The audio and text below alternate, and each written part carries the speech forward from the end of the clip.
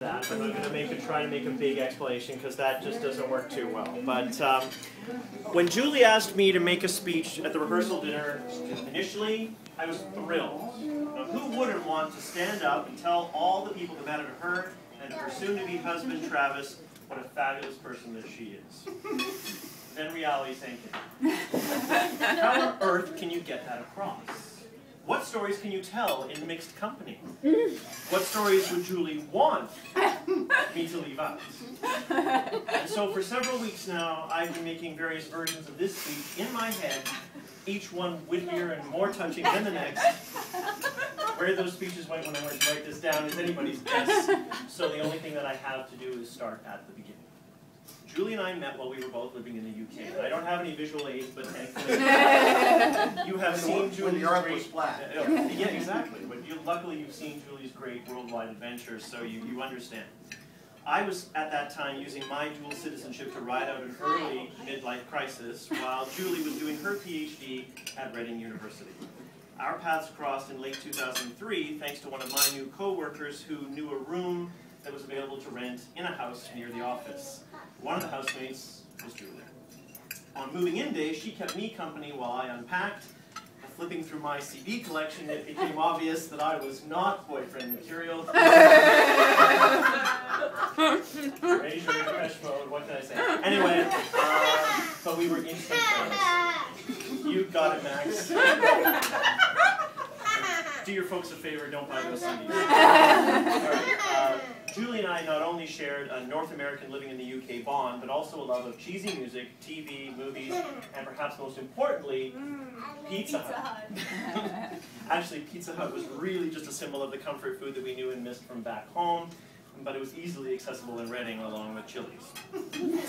When I moved out of the house to be closer to London and my new job at London Heathrow Airport, Julie and I kept in regular contact and I never missed an opportunity to hang out with her. If you don't know this already, she's a great shopper and I'd still be wearing ill-fitting jeans to this day if it was not for her. She's such a bundle of energy and every conversation was always full of laughs and silliness, and I love me a good dose of silliness. But underlying it all was an incredible intelligence. I knew this girl could be anything that she wanted to be.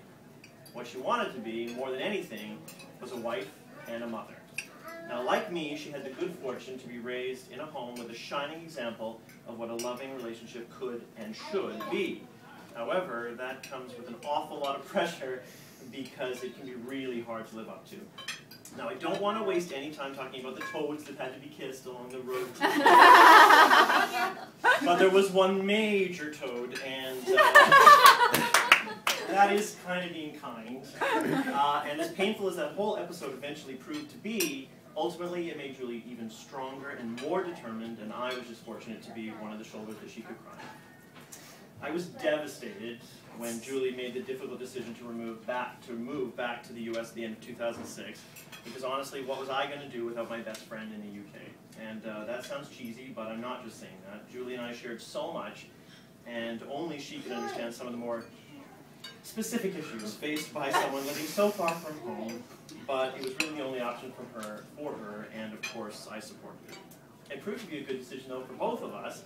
I had an excuse to visit DC and North Carolina on several occasions, and to get to know Julie's friends and family, many of you who are here tonight.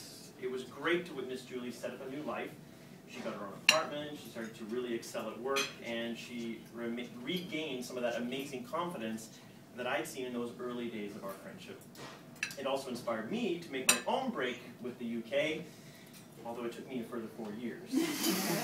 Anyway, I returned home to Canada to be closer to my family, and being closer to Julie has just been a bonus.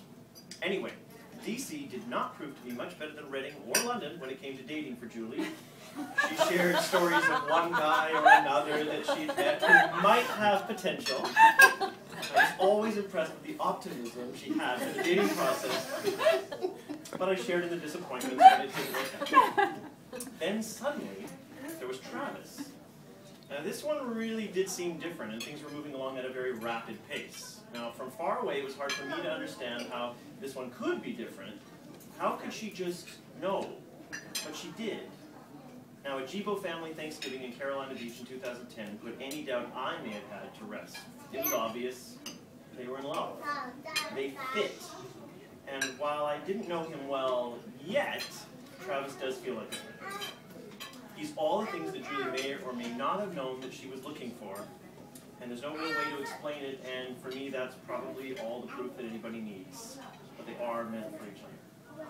Now, I don't pretend to be an expert in matters of the heart, but I've recently learned myself that love can sneak up on you and surprise you in an instant. So I know that it can happen the way that it has happened for these two.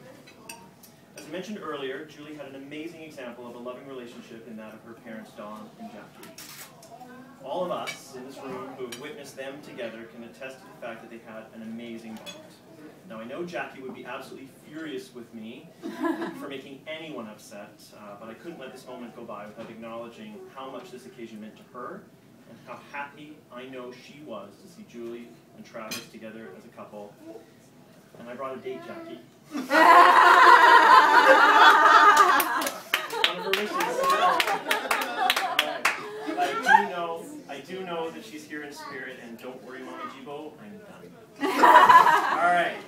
Julie and I have shared so many laughs in the years that we've known each other, and I probably should have tried to share a moment or two of these with you. That's what these speeches are for, right? That's what everybody keeps telling me. But ultimately, so many of those moments are of the you had to be there variety. And I felt it was more important on this occasion to simply try to explain how much Julie means to me and so many other people, and to tell Julie how happy I am that she found Travis and that I could be here to help them celebrate their wedding tomorrow. Oh, and Travis, although my parents are under no illusions and love me wholeheartedly for who I am, they did fall in love with Julie at first sight. They send their best wishes, but you should probably know that they were desperate to be Julie's in-laws, even if that would mean separate bedrooms or at very least a serious pillow bear. I'm just saying. So without further ado, I would ask you to please raise your glass to my very dear friend and one very special lady, Julie G.